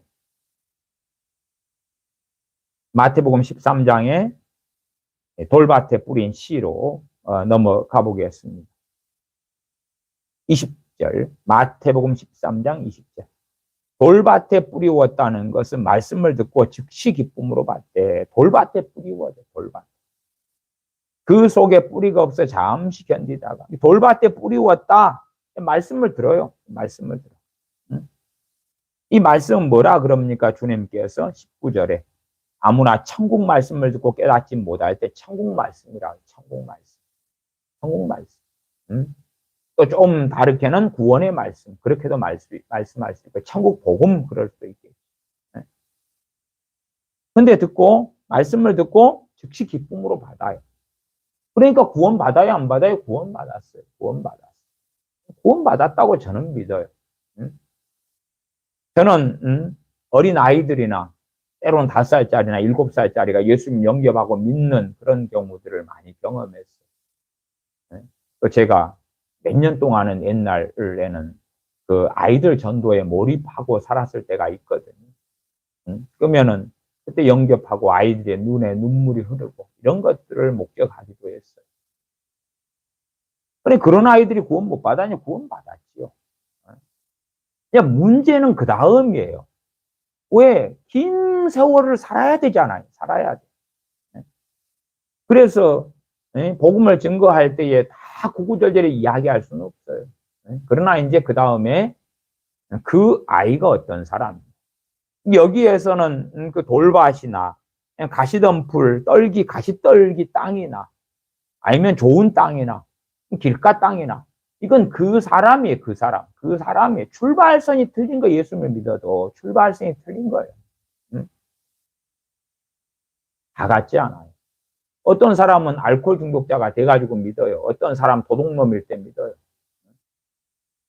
이 교도소 사역 하시는 분들이 계시고 그러고 교도소에서 예수님 믿고 신학도 하고 나오는 사람들도 있고 그래요. 저도 언제 교도소에서 나왔다 그러면서 제가 목회하는 교회 예배당에 찾아와서 도와달라, 돈 달라, 한 달에 50만 원짜리 생활비 달라 이렇게 저를 협박하는 사람도 있었어요. 이게 교도소 사역하는 분들은 좋아. 교도소에서는 죄를 제대로 못 짓지요. 갇혀 있지요. 힘들지요. 그러니까 막 이렇게 복음을 달콤하게 전하면 믿고 거기에서 이제 통신으로 신학도 하게 하고 목사 안수 받게 하고 그래요. 꿈을 가지고 이제 나오지요. 그러나 죄수가 되고 빨간 줄 그어져가 나왔는데 정상 뭐 대기업이 어서 옵쇼 그럽니까? 아니면 좋은 직장과 일터가 기다리고 있습니까? 안 그러죠. 그냥 막노동 같은 거나 해야 될 거예요. 몰라요. 잘하면 뭐 돈이 좀 있고 그러면 택시 운전, 개인 택시는 어떻게 할 수도 있을지 모르고 택시 회사 같은 데 들어가서 요즘에 어제 제가 인터뷰를 봤는데 개인 택시 하시는 분이 한 달에 100만 원도 못 벌고 있다고 100만 원만 벌었으면 소원 없겠다고 우시더라고. 나이 잡힌 양반. 60대인가 얼마 되시는 것 같은데 그렇게 이제 뭐 택시비가 오르니까 사람들 이용을 안 하죠. 또 주머니를 더 이렇게 줄여야 되는 상황인데 어쨌든 그래서 과거보다 택시비가 더 낮았을 때보다 더 상황이 더 훨씬 더 어려운 모양 같더라고요. 어쨌든 그렇게 달콤하게 복음을 교도소에서 듣고 야, 예수님 믿었으니까 나가면 하나님께서 자신의 인생과 삶이나 가정이나 다 보장을 해 주실 거야. 나왔는데 안 그렇잖아. 응? 나온 다음에 뭐예요? 도둑놈은 똑같이 도둑질하고요. 사기꾼은 똑같이 사기를 쳐요. 이제 교회의 맛을 봤어요. 교도소 안에서. 그래가지고 나온 다음에 교회를 다녀요. 교회에서 뭐예요? 사기를 쳐요. 사기꾼. 응? 그냥 그런 사람을 양산하는 거예요. 극소수만 거기에서 애통하고 통곡하고 형법적으로 명확한 죄를 짓고 형량을 받아서 감옥살을 하기 때문에 보통 사람들, 평범하게 사는 사람들보다는 훨씬 더 악한 삶을 산 거잖아. 애통하고 통곡하고 돌아서고 회개하고. 근데 그렇게 안 해. 그냥 영접기도 하라 그러고 세례받자 그러고. 그렇게 가볍게 죄에 대한 이야기도 부담스럽지 않게 편안하게 가볍게. 그러니까 저항성이 별로 없죠. 그냥 그래 그럼 내가 믿어줄게. 선교지역에서 원주민들 대상으로 그러니까 원주민들이 그래 우리가 뭐 하는 샤머니즘 조상숭배에 대하여 시비 안 건다고 터치 안 하네? 공존할 수 있는 거구만. 그래 그 침례 받아줄게. 침례 받으면 또 선물도 주고 한보따리 좀 뭐 주지. 너무 고마워. 그래서 그렇게 해줄게. 감격스럽게 그 시간을 보내자. 침례 받은 다음에 그 다음에 또 모여서 소잡고 돼지잡고 마을 잔치도 하고 선물도 주고 너무 기대가지고 설레이죠. 좋아. 그러니까 겨울가로 가고 강가로 가서 침례를 받지. 앞뒤는 다 잘나네. 앞뒤 잘나네. 마치 군대 논사훈련소에서 진중 세례식 할 때 앞뒤 다 잘나네. 그냥 막 젊은 청년들이 수천 명이 모여서 세례를 받으니까 군 보고마가 진척된 것 같고 군대에서 부흥이 일어난 것 같은 그 속임수를 사용하지. 그 다음에 세례만 주면 나머지는 주님이 알아서 하실 거야. 근데 사람마다 마음의 상태가 다 다르다. 주님이 직접 하신 말씀이고 이러한 10분의 비유가 마태마가 누가복음에 반복되잖아요. 중요하니까. 어떤 사람은 길가 땅이고 길가 땅은 말씀 천국 말씀이 떨어져도 들어가 뿌리도 나지 않고 그냥 마귀가 와서 빼앗아 가버린다. 그 말. 악한 자가 와서 19절에 천국 말씀을 듣고 깨닫지 못할 때는 악한 자가 와서 그 마음에 뿌리운 것을 빼앗나니 이는 길가에 뿌리운 자요. 이게 마음에 뿌리운 것 그러니까 그 길가가 뭐예요? 마음이다 그 말이. 길가 마음을 가진 사람. 길가 마음. 밥고 알려봐서 요즘에 여러분들은 잘 나이가 드신 분들은 아실 거예요. 젊은 사람은 길가 땅이 그냥 옛날에 흙으로 된 길도요. 밟고 밟았어요. 콘크리트처럼 단단합니다. 단단해. 그 길가 땅이 밟고 밟고 지나가니까. 그래서 그 마음에 뿌리운 것을 빼앗아가고 길가 마음을 가진 사람. 두 번째는 돌밭 마음을 가진 사람이죠. 20절에 돌밭에 뿌리웠다는 것은 그 마음에 뿌리웠다 그 말이. 말씀을 듣고 즉시 기쁨으로 받다. 복음을 전해도요. 아이들을 전해서 아이들 예수님 너 믿을래 안 믿을래 그럼 믿겠어요. 이런 아이들 가운데서 기쁨으로 받는 아이는 소수입니다. 또. 기쁨으로 받는 아이는 또 소수예요. 모태신앙으로 일찍부터 믿는 부모 밑에서 자란 아이들 가운데 예수님 믿는 아이들 또 기쁨으로 예수 그리스도의 구원의 복음을 받는 아이들은 소수입니다. 그냥 믿는다고 동의하는 아이들만 다수예요. 기쁨으로 받는데 기쁨으로 받는 이 아이가 마음이 돌밭 마음일지 좋은 땅 마음일지 가시는 뿔 마음일지는 몰라요. 그까지는 몰라요. 그까지는 하나님이 아시지 누가 알겠어요. 그러나 기쁨으로 받는 정도도 그렇다 할지라도 돌밭 마음일 수도 있어요. 옥토일 수도 있고. 근데 돌밭 마음 정도도 찾아보기가 어렵다. 찾아보기가 어려워요. 어떤 사람은 믿는 사람인데요. 뭐 하나님을 계속 원망만 하고 있는 사람들도 종종 많아요. 원망만 하고 자기가 기대하는 하나님이 있거든요. 자기가 기대하고 있는 하나님. 이게 주 예수님을 믿는다는 것은 주님을 영화롭게 하는, 주님을 따라가는 진리의 길을 걸으라는 부르심인데, 그게 아니라 자신의 시다발이, 자신의 종, 자신의 하인이 주님이 되시는 복음으로 듣는 거예요. 자신의 욕망을 도와주지 않는 거예요. 네?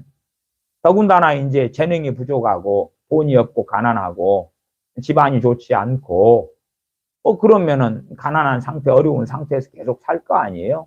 네? 특별한 예외를 빼놓고는. 그러니까 왜 자신을 이런 어려운 형편, 가난한 형편, 비참한 형편 속에서 살게 놔주냐, 놔두시냐, 그 말이에요. 네? 또한, 형편이 안 좋은 사람들은 또 이게 그걸 돌파하기 위하여 수를 쓰는데 스스로 함정을 파는 경우가 많아요. 결혼도 함정을 파는 경우가 있고 잘못된 사람을 만나는 거예요. 네, 그래서 결혼했는데 더 비극 속에 들어가기도 하고요. 어느 직장을 구했는데 뭐 다단계 사기를 만난다든지 주식 투자를 했는데 오히려 더 빚더미에 올라앉고 그러한 일들이 얼마나 많이 벌어지냐 그 말. 근데 하나님을 원망하고 탓하는 거예요. 하나님, 내가 하나님을 믿는데 내 삶을 왜 이렇게 놔두냐? 왜 이렇게 꼬이게 만드시냐? 하나님이 전능하시다면서요. 그러면서 이제 나는 안 믿겠습니다까지는 안 해요. 안 믿겠습니다 부르도 있지만은 여전히 믿는 사람으로 나는 예수님 믿어요, 하나님 믿어요 그러면서도 원망을 그득이 품고 있는 사람들도 제가 종종 만나 왔었다. 그렇게 말씀을 드립니다. 20절. 돌밭에 뿌리웠다는 것은 말씀을 듣고 즉시 기쁨으로 받되 그 속에 뿌리가 없어 잠시 견디다가, 잠시 견딜 때 죽으면 천국 가는 거예요.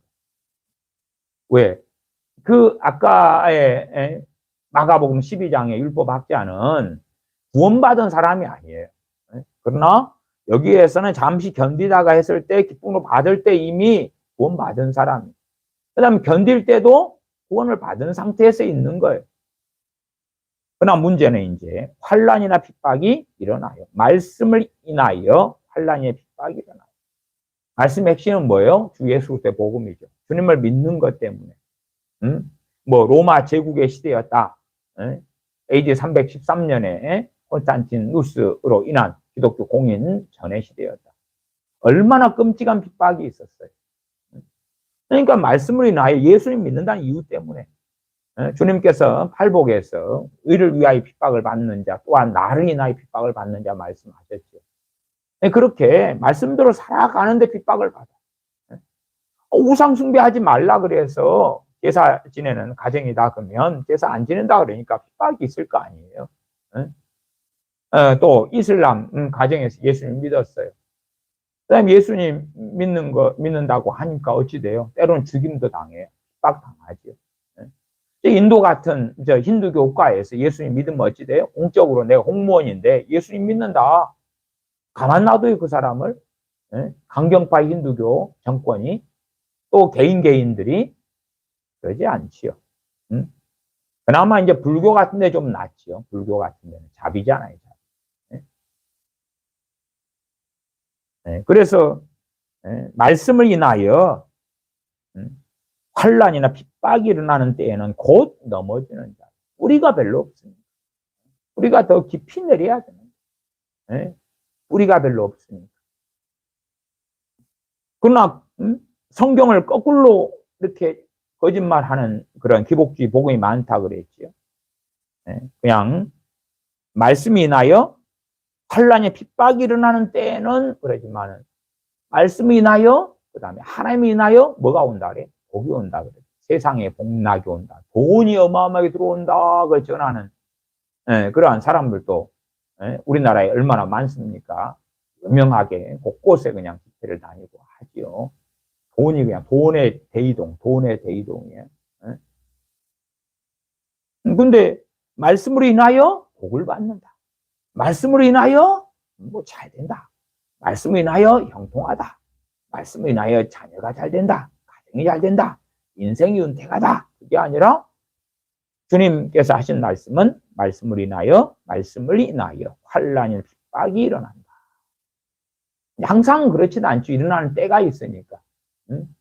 뭐 어떤 사람은 별로 안 보고 살다가 죽을 수도 있겠지요. 그러나 그것은 성경에서 말씀하는 기본적인 것은 아니니까 예외적인 것이다 이해하셔야 되겠지요. 왜? 자유민주주의 국가인 대한민국에서 지금 시대를 살기 때문에 그렇잖아요. 우리가 신사참배를 강요하는 일제시대에 있었다. 당시에가 1937년부터인가요? 신사참배 심각하게 강요하고 했죠. 핍박을 했죠.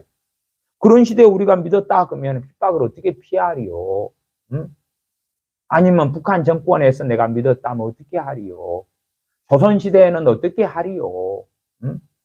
이게 이 대한민국 한반도의 반만년 역사 속에 예수님 믿어서 핍박을 안 받는 시대는 가정적인 걸 빼놓고는 국가적인 것으로는 반만 역사 가운데 100년도 안 됐다. 100년도 안 됐어. 몇십 년 안 된 거다 그 말이에요. 그러지 뭐 반만 년 역사 속에서 야 예수님 믿었는데 핍박을 안 받는 것이 전부였어는 말이 안 되잖아. 중국은 어쩝니까? 북한은 어쩝니까? 인도는 어쩝니까? 인도가 이제 중국보다 인구가 많아졌지요. 세계 1위의 인구 대국이 됐지. 그 두 나라만 합쳐도 뭐 28억 명이 넘잖아요. 그런 데서 예수님 믿는다는 건 뭡니까? 나이지리아에서 예수님 믿는다는 건 뭡니까? 나이지리아가 남부가 기독교가 좀 많으면 북부는 이슬람이잖아요. 강경대치인데 북부에서 나이지리아 북부에서 예수님 믿는다는 의미는 무엇이냐고. 또한 동성애가 허용되고 허락되는 많은 유럽의 나라들이 있어요. 그런 나라에서 동성애가 죄라고 말하는 때는 어떻게 되느냐 그 말이에요. 아프리카 같은 데서 예수님 믿는 상당히 많은 그런 경우는 어떻게 되느냐. 이슬람의 그 중동 지역에서 예수님 믿는 경우가 어쩌냐 그 말. 이게 우리가 사는 대한민국의 크리스천의 삶의 기준이 아니에요. 전 세계가 그렇게 신앙의 자유를 누리고 사는 게 아니에요. 좋은 세상이 왔다. 지구촌이 다 그래. 인터넷이 있고 지구촌이 어떻게 사는지를 백일하에 보고 알 수가 있는데 그런 어리석은 생각은 곤란하죠. 오히려 많은 사람들 또한 역사적으로도 지금 시대가요. 예수님 믿는 이유 때문에 죽는 사람들이 어느 때보다 많이 나오는 시대입니다. 제가 간혹가다 그런 통계가 나올 때마다 말씀을 드리잖아요. 예수님 믿는 것 때문에 올해는 몇 명이 돌아가셨습니다. 그런 거. 다른 때보다 훨씬 더 많은 그러한 핍박이 기독교인들에게 전 세계적으로 있는 시대입니다. 없는 시대 아니오시다. 그건 착각이에요. 말씀을 인하여 환란이나 핍박이 일어나는 때 항상 그렇지는 않은데 그러나 어느 나라들은 그것이 몇백 년간 지속되고 있고요. 어느 나라들은 뭐 심지어는 1000년, 2000년 동안 지속되고 있기도 하다 그 말이. 어느 곳들은 없는 곳도 있겠죠. 얼마 동안 마치 한반도에 우리 대한민국이 지금 몇십 년 동안 누려왔던 종교의 자유, 신앙의 자유처럼 그럴 거다.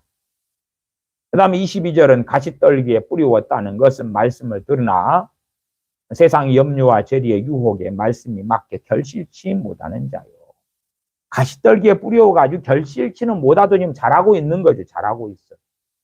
다 잘하는 상태에서까지는 저는 이 사람들도 구원받는다 이렇게 저는 인정해요. 그러나 결실할 때 결실을 못했다. 그때는 구원받지 못한다. 그러나 잘하는 동안에 결실할 때가 아니잖아요. 결실할 때가 아니에요. 그러니 그때는 그때 안에 죽을 수 있다면. 그러나 문제는 이제 싹이 나고 좀 자랄 때까지는 작으니까 햇볕의 양이 그 정도로 충분해요. 그러나 더 자라려면 그 가시덤불에 그늘이 지잖아요. 해가 안 들어오잖아요. 그래가지고는 결실하지 못하죠. 그래서 그늘이 지는 그 가시떨기, 그냥 말하자면 잡초가 우거지고 숯불이 우거진 데서 씨가 떨어진 거예요. 이게 잡초가 우거진 밭이라고 생각하셔도 돼요. 칡명불이 우거지고 이런 데서 그걸 정리하지 못하면 농사가 어찌 제대로 되겠느냐 그 말이에요. 잠깐은 그냥 싹이 나고 좀 자라다가 거기에서 죽든지 제대로 결실하지 못하게 되겠죠. 무엇 때문에 그러느냐? 사람은 다 틀리다 그랬잖아요.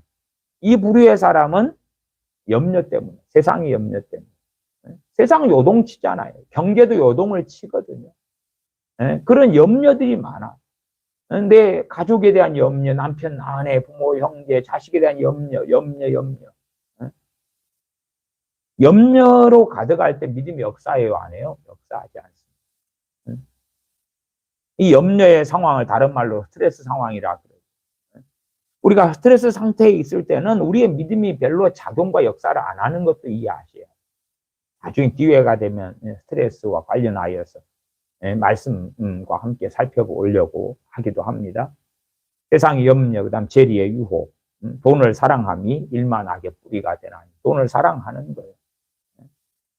참 돈을 사랑하는 것 또한 유혹이다 그러니까. 돈을 사랑하는데 돈이 많아서 사랑하는 사람도 있고, 없는데 가난뱅인데 돈을 사랑하는 사람이 있고, 유형은 많겠지요.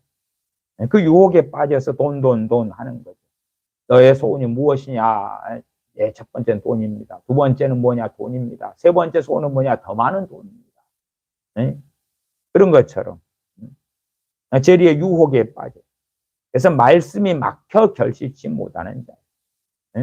하나님의 말씀이 떨어져 가지고 자라다가 이 말씀과 무엇이 충돌해요? 염려와. 이 염려를 가지고 기도하는 사람들이 염려를 맡기라 그랬지. 아니, 너희 염려를 맡기라. 주께서 너희를 권고하신다 그랬지. 염려를 들어주신다 그런 건 아니에요. 염려를 해결해 주신다 그것도 아니에요. 그러면 초대교회 때 이 헬라파 히브리어 과부들이 매일 구제를 받지는 않겠지요. 매일 그냥 그 빵이나 좀 교회에서 하는 구제를 통하여 얻어먹는다. 그것보다도 1년치 쓸 돈을 교회가 주고 1년치 먹을 빵값을 주고 1년치 먹을 식사값을 주고 5년치 먹을 값을 주고 뭐 교회가 그러면 좋았을 거 아니에요. 초대 예루살렘 교회가. 교회는 그런 재정적인 여력과 능력이 없었어요. 그럼 하나님께서 주시면 좋잖아요. 그런데 그렇지 않았다 그 말이에요. 세상 염려거리가 있어도 그런 것을 가지고 사는 것, 그런 것을 붙잡혀 산다는 것은 결국은 결실치 못하게 된다. 그런 상태 속에 살다가 인생이 끝나면 주님 앞에 설 수가 없다 그 말. 설 수가 없다. 좋은 땅은 이제 말씀을 듣고 깨닫고 결실하여 100배, 60배, 30배 거둔다. 그렇게 말씀하고 있죠. 다시 마가복음 12장으로 돌아옵니다. 12장 34절을 이야기하고 있는 중입니다. 너가 하나님 나라에 멀지 않다. 너가 하나님 나라에 멀지 않다.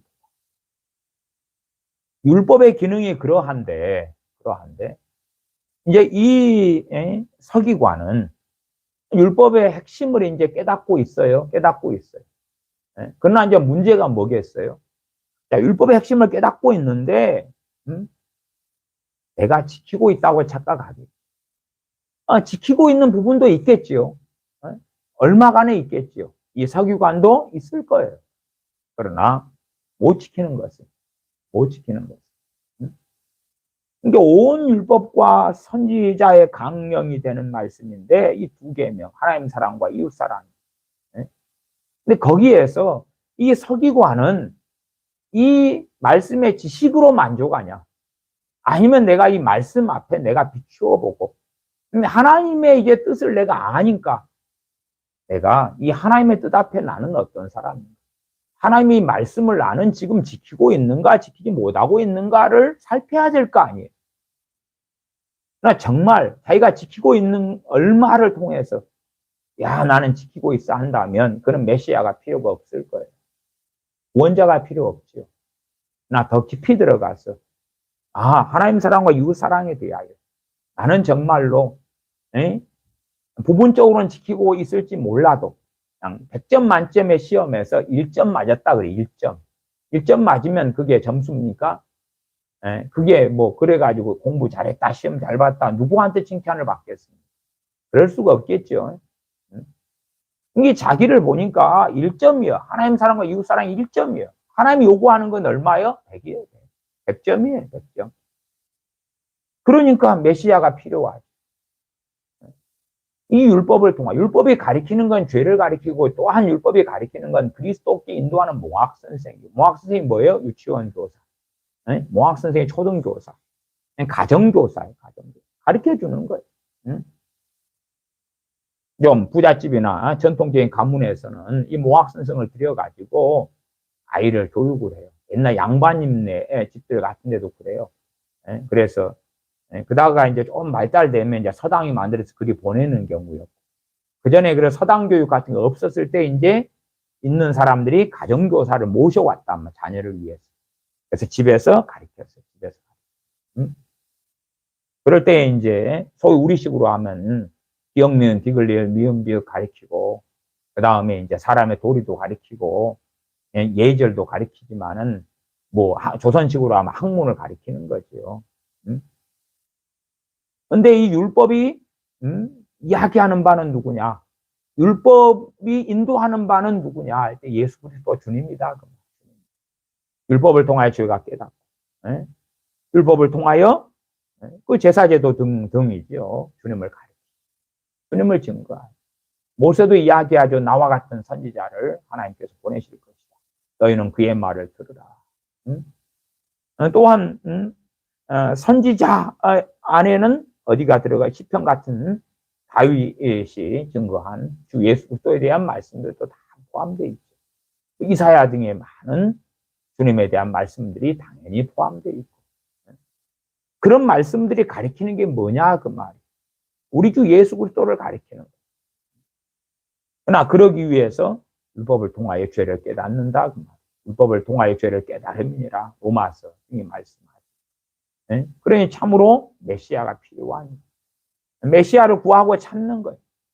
유대인들은 메시아가 오셨는데 왜 만나지 못했느냐? 주님은 직접 그들 가운데서 사셨고 그들과 얼굴과 얼굴 대면하기도 했는데 메시아로 왜 알아가지 못했느냐?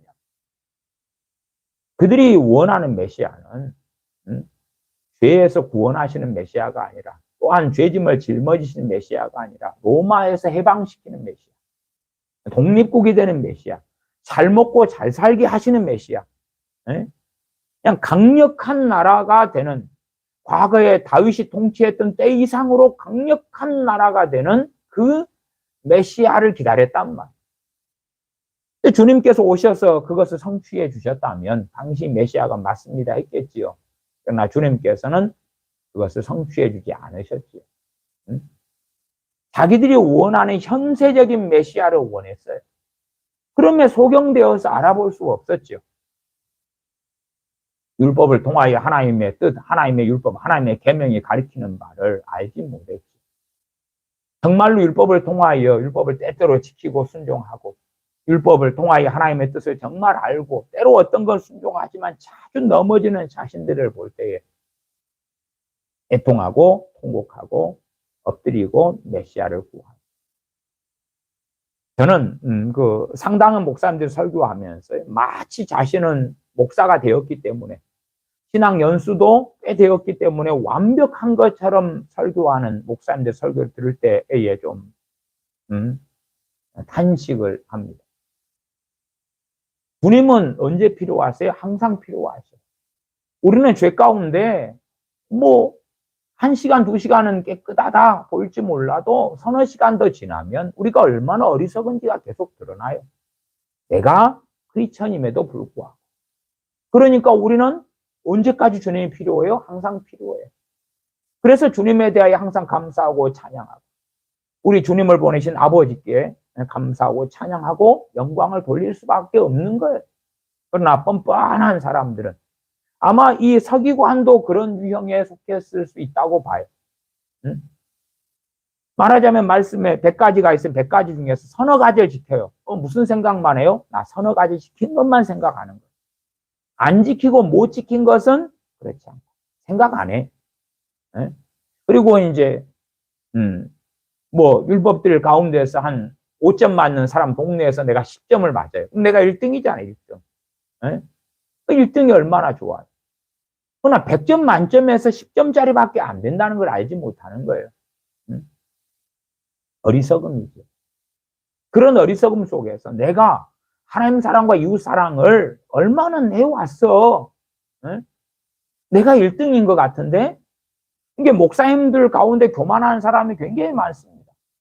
나는 목사고 하나님께 기름 부음 받았고 나는 이렇게 준행하고 있어. 성경을 맺독했고 나는 전도를 다니고 있고 나는 교회를 몇 개를 개척했고 뭐 등등등을 가지고 꽤 그럴듯한 사람이라고 착각하고 살아가요.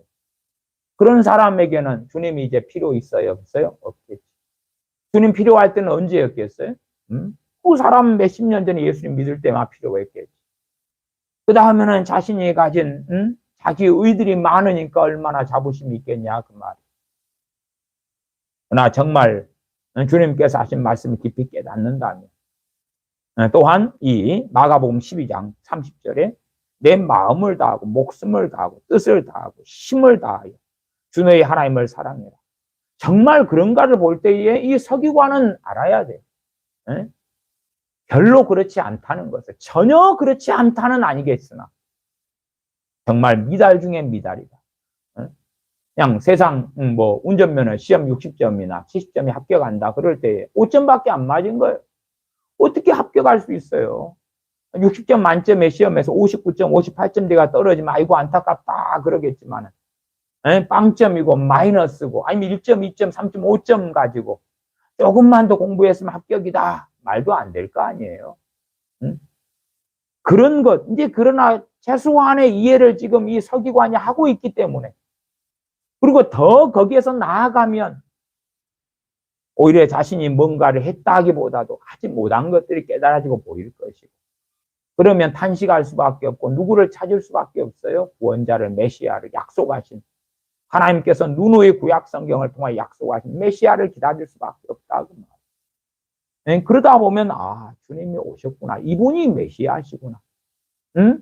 예수 그리스도께서 메시아시구나를 발견하게 된단 말이에요. 거기에 하나님의 은혜가 나타났어요. 그래서 주님을 믿고 구원받는 하나님의 백성이 된다. 그 말. 그래서 그러한 가능성의 길에서 이 서기관은 서 있다. 그 말이에요. 그리고 거기에서 멀지 않다고 말씀해 주시는 거예요. 그러니까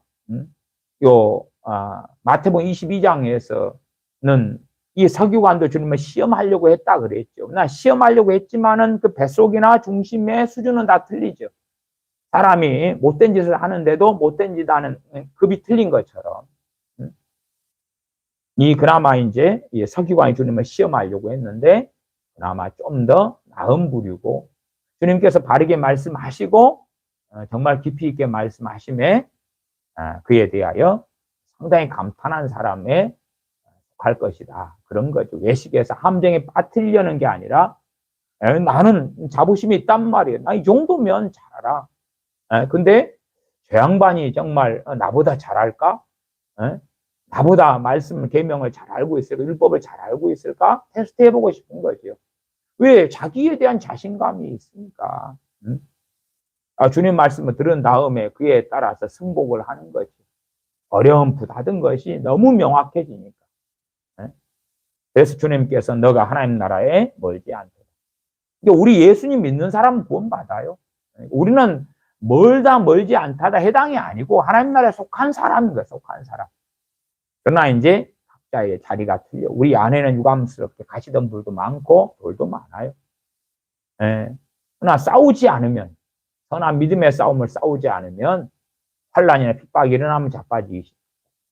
세상 염려에 빠지고 재리의 유혹에 빠져서 넘어가고 육신의 정욕, 안목의 정욕, 이생의 자랑에 따라서 가버릴 수 있단 말이에요. 이게 저는 젊은 친구들, 청소년이나 MZ세대나 위험성을 자주 말씀드립니다만 하나님 말씀을 모르는데 어떻게 말씀이 뿌리가 내리냐 그 말. 말씀을 모르고 말씀에 무관심한데 말씀에 뿌리를 낼 수가 없잖아요. 뿌리를 낼 수가 없어요. 좋은 세상에 사는 것이 장점도 있지만 단점도 많습니다. 왜? 교통이 발달하니까 놀러 갈 때가 많아요. 교통이 발달하니까 돌아다닐 때가 많아요. 전 세계에 돈 벌면 돌아다닐 때도 많고 그 다음에 음식이 발달하니까 먹을 것도 많고 먹고 싶은 것도 많아요. 영화 같은 게 발달하니까 저는 영화를 제가 중학교 2학년 때 처음 봤어요. 일지매라고요. 근데 이제 제 선친께서 초등학교 6학년 돌아가셨는데 친척 형 중에 한 명이 이제 저희 집에 찾아왔어요. 친척 형인가 뭐 친척분이 와서 위로한다고 영화를 보여줬어요. 중학교 2학년 때인가 초등학생 때인가. 하여튼 아버지 돌아가신 이유 때문이에요. 그래서 이제 위로한다고 짠하다고 영화를 보여줬는데 그것이 일지매였어요. 일지매. 지금 그 일지매를 보면요. 봤다고 가정하면 참 조잡하죠. 조잡해. 그때는 와 저런 게 다 뿅뿅뿅뿅 뭐 하얀 뭐 두건을 썼던가 하는데 뿅뿅뿅뿅 이 기와집에서 저 기와집을 뿅뿅뿅뿅 하면서 막 적군을 물리치는 거죠. 나쁜 놈들을. 그렇구나. 그러나 이제 과거에는 영화값이 비싸고, 그다음 그런 것도 흑백이잖아요, 흑백. 드물고. 지금은 뭐 넷플릭스나 아니면 무수하게 많은 영화들을 쉽게 접하고 볼 수 있어요. 그러니까 볼 것이 너무 많아요. 드라마도 많고 볼 것도 많고. 저는 뭐 옛날에 전우를 참 좋아했어요. 나시찬 씨 나오고 나시찬 씨 하다가 돌아가시고 그랬잖아요. 나시찬 씨 나와가지고 막 술탄 던지고 막 총격전하고 북한군이랑 그걸 얼마나 재밌었는지 모르겠어요. 그러나 지금 그걸 본다면 참 조잡할 거예요. 왜? 더 재미나고 더 막 그래픽이니 뭐니 신나는 게 많으니까. 이게 좋은 시대를 만나서 좋은 건 좋은 건데 누릴 게 너무 많아요. 말씀보다 더 사랑할 게 많아요. 하나님보다 더 추구할 게 많아요. 하나님을 바르게 섬기고 우리 주님을 바르게 섬기는 건 말씀의 뿌리가 내리는 거예요. 말씀에. 그래서 마태복음 13장의 말씀이 천국 말씀이 뿌리를 내리는 걸 이야기하잖아요. 근데 말씀에 무관심한 사람이 되면 뿌리를 내리는 거 고사하고 못 없잖아요. 그냥 점점 시간이 흘러가면 자기가 원하는 하나님, 자기가 원하는 그리스도, 자기가 원하는 주님으로 왜곡되고 말씀이 없는데 어떻게 왜곡되지 않겠어요? 여기 이슬람 애들이 알라 막 그러잖아요. 알라도 우리식으로 하면 하나님 그 말이에요. 그 말이. 내용과 알맹이는 성경도 아니고 진리도 아니고 하나님에 대한 것도 아니잖아요. 그러니까 저 이슬람 애들이 항상 애우는 뭐 계명 중에 하나가 알라 외에는 다른 신이 없다. 하나님 외에는 다른 신이 없다. 그 아랍 이슬람 말로 알라가 우리식으로는 하나님이란 말이에요. 그러나 성경이 하나님이에요? 전혀 아니오죠. 전혀 아니에요. 걔들이 알라 그 말이 뭐냐 그러면 걔들도 자기들이 원하는 스타일 속에서는 하나님을 믿는다 그 말이에요. 그러나 전혀 다르죠. 전혀 다른 길을 걸어가는 거죠. 그러면 어리석어지는 거죠. 이게 우리의 많은 세대의 크리스천이다 이런 사람들이 그냥 무지몽매하게 살아가는 거예요. 하나님 말씀을 모르고 뿌리내리지 않아요. 그렇게 살아가요. 그러니까 너가 하나님의 나라에 멀지 않도다. 이 사람은 이제 좀 알아가고. 난 그 율법의 온 율법과 선제 강령 이 가장 큰 두 계명 이런 걸 통해서도 깨달을 수밖에 없는 게 얼마나 우리가 큰 죄인인가 하는 거예요. 그러나 이건 또한 하나님의 뜻이기 때문에 이 길을 걸어가야 돼.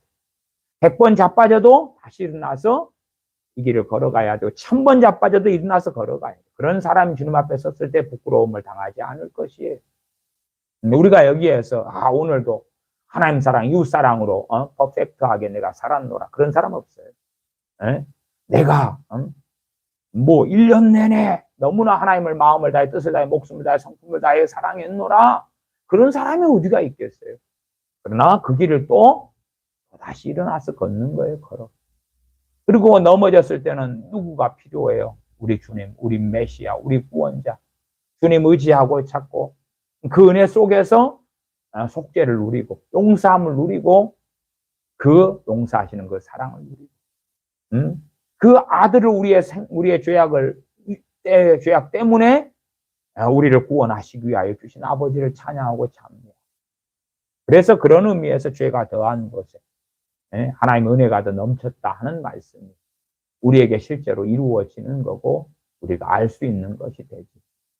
죄를 더 많이 지었기 때문에 은혜를 더 많이 받는다는 게 아니라 우리의 죄악이 더 하나님의 말씀을 통하여 하나님의 뜻인 말씀, 하나님의 계명인 말씀을 통하여 더 알아지고 깨달아져 간다 그 말이.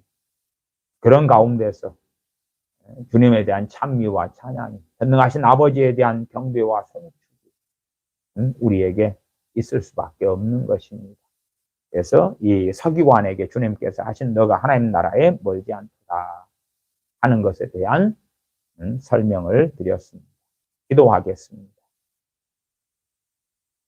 아버지 하나님, 말씀이 인하여 얼마든지 환난과 고난이 일어날 수 있다는 것을 우리가 알고 주님을 믿기 때문에 주 예수 때 복음을 받았기 때문에 천국 백성이 되었기 때문에 좋은 날이야 궁극적으로 천국에서 이루어질 것이지만 이 땅에서의 좋은 날, 좋은 때를 바라고 실망하고 탄식하는 어리석은 자녀들이 되지 아니하고 때때로 좋은 때를 주시기도 하시지만 의를 위하여 고난받기도 하고 주님 때문에 고난받기도 하는 것이 구원으로서의 부르심, 하나님의 자녀로서의 부르심이라는 것을 알아서 그래서 주님 때문에 고난받는 것도 배우고 주님으로 인하여 환난받는 것도 아는 그래서 우리의 인생과 삶 속에 환난이 오지 않으면 좋지만 환난이 와도 대비하고 있다가 견디고 승리하는 자녀들이 되게 하여 주시옵소서.